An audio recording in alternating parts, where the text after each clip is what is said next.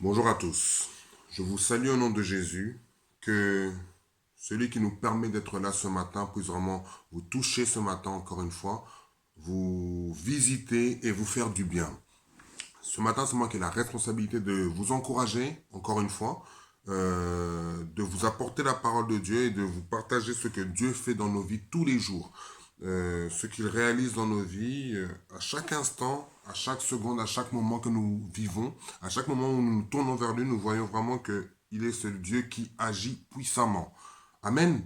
Donc, c'est une expérience pour moi que je découvre. C'est vrai que c'est pas facile de se filmer quand on apporte un message, mais je veux croire que à travers ça, vous réussirez à recevoir ce que Dieu a mis dans mon cœur pour vous. Que vous puissiez vraiment être bénis ce matin. Euh, il est vrai que, et j'ai vraiment cette joie de le faire aujourd'hui parce que il y a quelques jours, on a fêté justement cette fête de l'Ascension où Jésus repart vers son Père dans la joie de se dire que voilà, je laisse des disciples, je laisse des hommes et des femmes sur terre pour continuer euh, à porter mon message, soit continuer à témoigner de ce que moi j'ai réalisé. Et on se rend compte que même si ça fait plus de 2000 ans qu'il est reparti, mais son message, il reste vrai aujourd'hui, peu importe la situation dans laquelle nous sommes. Son message reste vivant et son message continue à avoir de l'impact dans nos vies.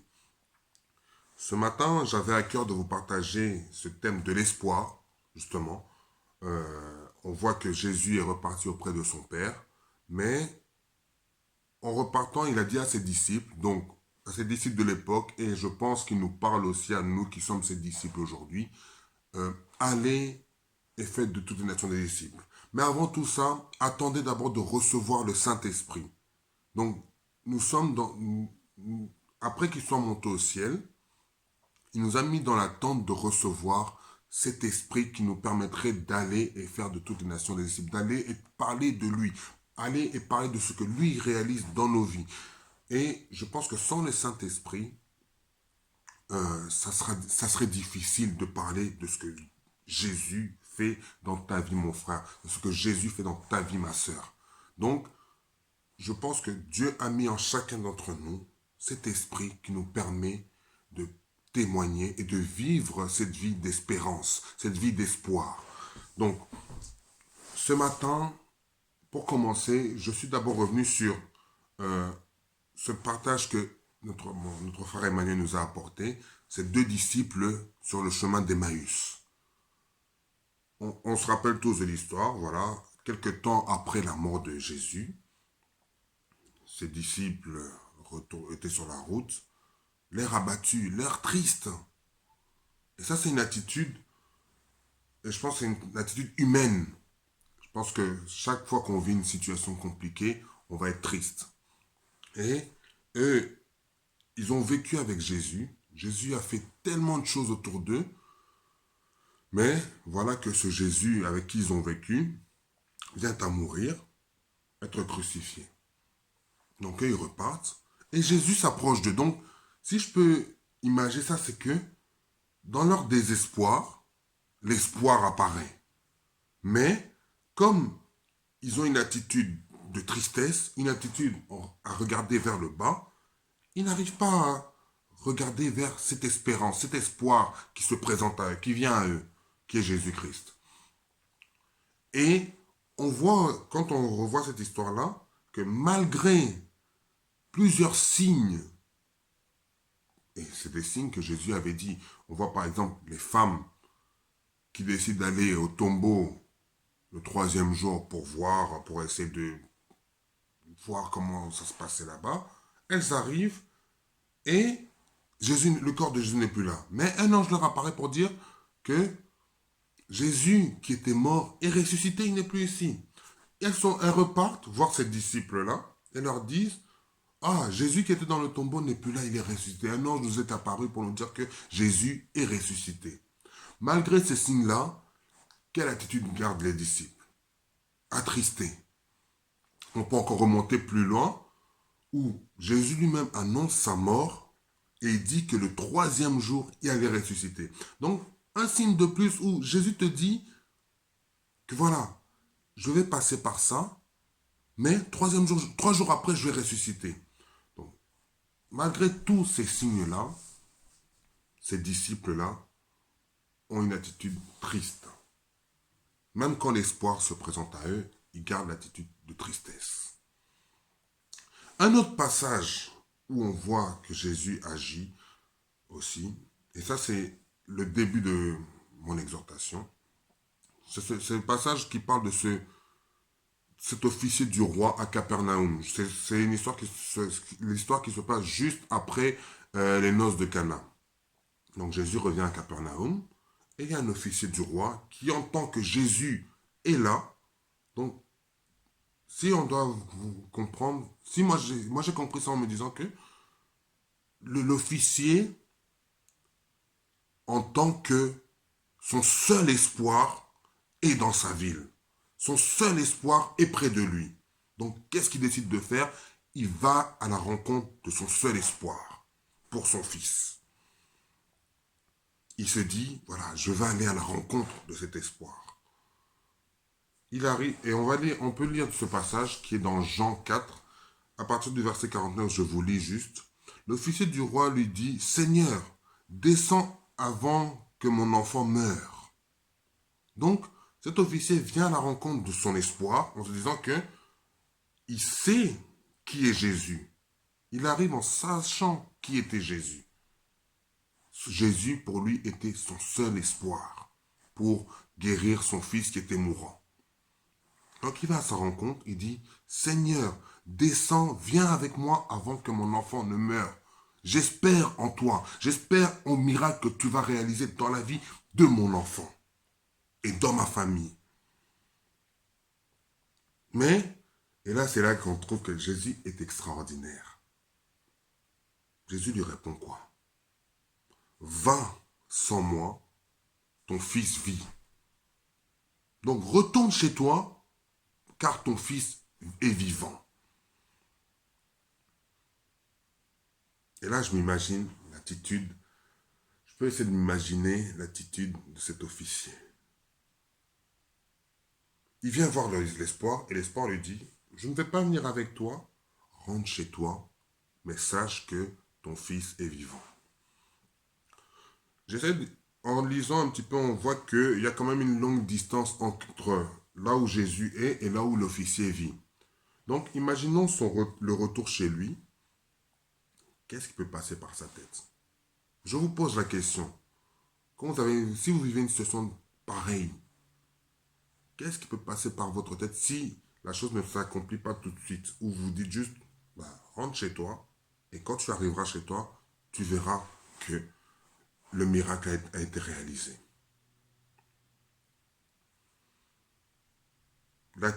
J'aime l'attitude de cet officier parce que il repart en s'accrochant à cette parole de Christ, à cette parole d'espoir. Il repart sans chercher à discuter, sans chercher à insister. Il repart juste en s'accrochant à cette parole de Christ qui lui dit « Va, ton fils vit ». Et quand on lit un peu plus loin, il est dit que comme déjà il descendait, ses serviteurs venant à sa rencontre lui apportèrent cette nouvelle. Ton enfant vit. Et la première réaction qu'il a, c'est, il leur demanda, à quelle heure s'est-il senti mieux? Et ils lui dirent, hier à la 7e heure, la fièvre l'a quitté. Le père reconnut que c'était à cette heure-là que Jésus lui avait dit, ton fils vit. Donc c'est à ce moment-là, au moment où Dieu lui a parlé, que la guérison s'est opérée. Donc lui, pendant tout ce chemin, il s'est accroché à cet espoir, mais au moment où Jésus a prononcé la parole, l'enfant était guéri. Et quand on lit encore, le père reconnut que c'était à cette heure-là que Jésus lui avait dit, ton fils vit, et il crut lui et toute sa maison. Donc Jésus a opéré un miracle dans le secret. Jésus n'a pas fait un truc extraordinaire. Il ne s'est pas déplacé pour amener toute la foule dans la maison de cet officier. Il lui a juste donné une parole et cet officier s'est accroché à cette parole. En s'accrochant à cette parole, il est rentré chez lui. Et en arrivant chez lui, il a vu que cette parole s'était réalisée au moment où il avait demandé à Jésus et que Jésus avait prononcé cette parole de guérison. Je vais appeler ça comme ça, cette parole de guérison pour cet enfant. Ce matin, je vais nous encourager à être comme cet officier. Saisissons la parole de Dieu et ayons foi en la parole de Dieu, même si les choses ne se réalisent pas à l'instant. Saisissons cette parole en nous disant que Dieu n'est pas un homme pour mentir. Jésus ne ment pas. Dieu ne ment pas. Il va réaliser ce qu'il te promet. Mais accrochons-nous, ayons foi en ce que Dieu, en ce que Jésus nous dit, en ce que sa parole nous dit, parce que sa parole est la vérité. Donc, c'est vraiment pour vous dire que ayons une attitude comme cet officier. Sur le chemin de l'incertitude, sur le chemin où il y a des difficultés, sur le chemin des difficultés. Et là, j'ai envie de penser vraiment à toutes ces familles qui passent par des moments difficiles, pour ces couples qui passent par des moments difficiles, pour ces enfants qui passent par des moments difficiles, des moments d'interrogation. Soyons comme l'officier, saisissons la parole de Dieu sur ce chemin. Nourrissons notre foi en croyant que Dieu agit dans le secret, que Dieu a agi dans le secret pour votre vie, pour réaliser ce qu'il a promis. Amen. Pour entrer dans le vif du sujet, j'ai envie de vous poser une question. Et je me pose la question à moi aussi. Est-ce qu'il y a quelque chose de trop difficile pour Dieu? Est-ce qu'il y a quelque chose d'impossible pour Dieu? Quand on passe par des moments difficiles, vous savez ce qui se passe. Quand on passe par des moments difficiles, c'est là que le découragement entre dans nos pensées progressivement. Le découragement entre et fait installer en nous, c'est un sentiment de désespoir. On se dit, bon, la situation est là, ben, tant pis. Mais, je vous repose la question. Y a-t-il quelque chose de trop difficile pour Dieu? Non. Amen, mon frère, ma sœur. À cette question, je t'encourage à répondre que non, il n'y a rien de trop difficile pour Dieu. Mais maintenant, c'est dire aussi que dans ces situations difficiles, situations critiques, situations d'incertitude, sache que tu es la seule personne qui a ce droit d'espérer en l'Éternel. Toi seul peux décider d'espérer en l'Éternel. Toi seul peux choisir de te dire que, Seigneur, dans ma situation difficile, dans la situation par laquelle je passe, et le moment est bien choisi où on est dans une situation où on ne sait pas ce qui va arriver demain. Mais je décide d'espérer en l'Éternel.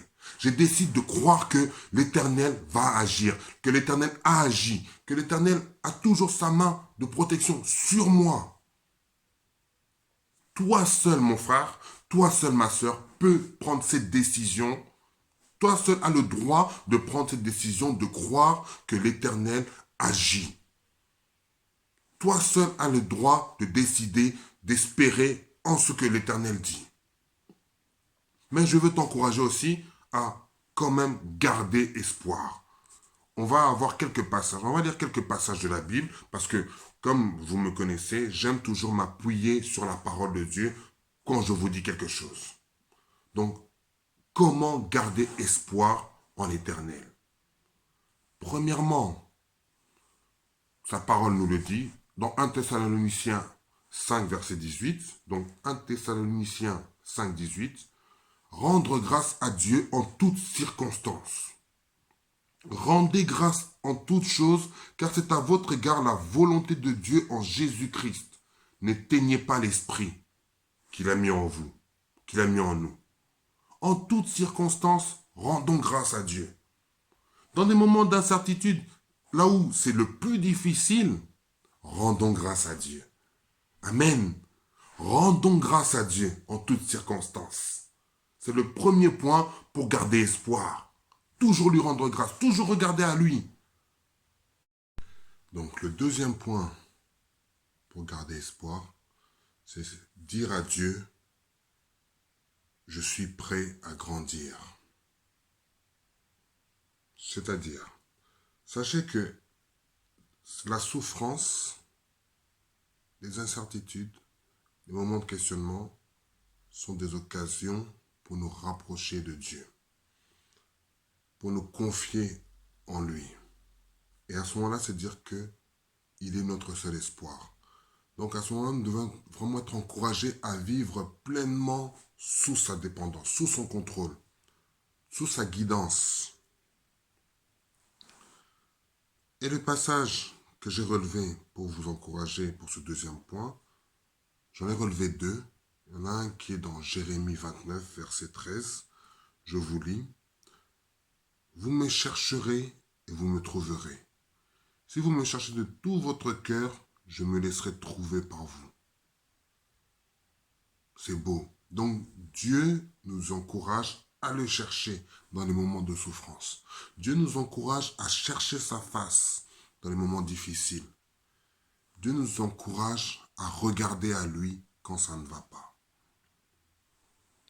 Et le deuxième passage se trouve dans Proverbes. Et ça, c'est un passage que beaucoup connaissent, que nous devons tous connaître.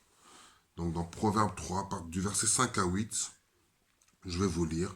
Confie-toi en l'Éternel de tout ton cœur et ne t'appuie pas sur ta sagesse. Reconnais-le dans toutes tes voies et il aplanira tes voies. Il aplanira tes sentiers. Il aplanira tes chemins. Ne sois point sage à tes propres yeux. Crains l'Éternel et détourne-toi du mal. Ce sera la santé pour tes muscles et un rafraîchissement pour tes os. Donc se confier en Dieu nous permettra de nous alléger, de vivre pleinement notre vie en sachant que lui dirige toutes choses. Donc ce deuxième point où nous devons dire à Dieu qu'on est prêt à grandir en lui faisant confiance. On est prêt à lui laisser tout, à lui laisser le contrôle sur toutes choses. Le troisième point, peut-être le plus simple, le plus facile, je vais dire, c'est garder confiance en Dieu. Gardez confiance en Dieu. Et comme je vous le dis, la parole est toujours là pour nous le rappeler. Et nous allons, pour ce troisième point pour garder confiance en Dieu, nous allons lire Romains 8, verset 28, qui dit « Nous savons du reste que toute chose concourt au bien de ceux qui aiment Dieu, de ceux qui sont appelés selon son dessein. » Donc, toute chose concourt au bien de ceux qui aiment Dieu. Donc, si vous aimez Dieu, si vous lui faites confiance, si vous lui confiez votre vie, les bonnes choses vous seront accordées. Amen.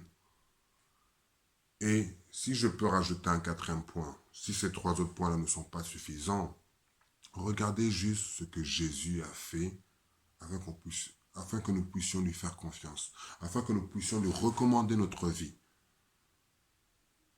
La Bible nous dit que c'est par ses meurtrissures que nous avons été guéris, que nous avons été sauvés. Donc quand nous voyons la vie de Christ, Christ est venu sur terre, il a souffert jusqu'à mourir sur la croix pour notre salut. Donc pour notre salut, Christ a été rejeté. Il a été humilié. Il a été secoué physiquement. Donc il a une souffrance physique. Et il est même mort. Donc si Christ par amour a fait ça, comment ne pas lui faire confiance? Pourquoi ne pas lui faire confiance? Pourquoi ne pas nous décharger sur lui?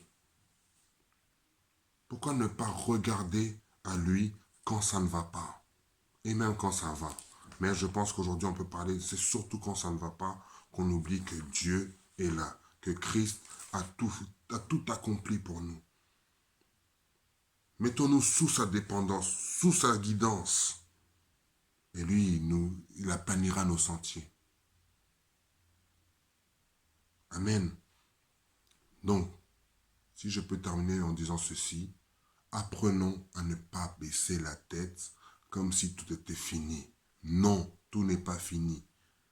Apprenons à garder les yeux fixés sur Dieu, sur sur lui et sur ce qu'il promet. Prenons la résolution d'avoir toujours les yeux fixés sur Jésus-Christ.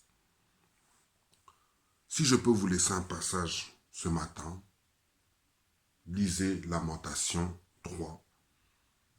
Je vais le lire avec vous, Lamentation 3, versets 21 à 26. Voici ce que je veux repasser en mon cœur, ce qui me donnera de l'espérance. Les bontés de l'Éternel ne sont pas épuisées. Ah non, non, non, non, non. Ses compassions ne sont pas à leur terme. Elles se renouvellent chaque matin. Oh, que ta fidélité est grande. L'Éternel est mon partage, dit mon âme. C'est pourquoi je veux espérer en lui. L'Éternel a de la bonté pour qui espère en lui, pour l'âme qui le cherche. Amen. Encore une fois, gardez espoir en Christ. C'est pour votre bien, c'est pour notre bien. Lui a des solutions. Que ce passage puisse vraiment vous accompagner encore ce matin et le reste de la journée. Soyez bénis et que le nom du Seigneur soit toujours élevé dans vos vies, même dans les difficultés. Même au moment de crise, comme nous passons par en ce moment, que le nom du Seigneur reste élevé. Loue Dieu, rends grâce pour ce que tu es. Louez Dieu. Amen.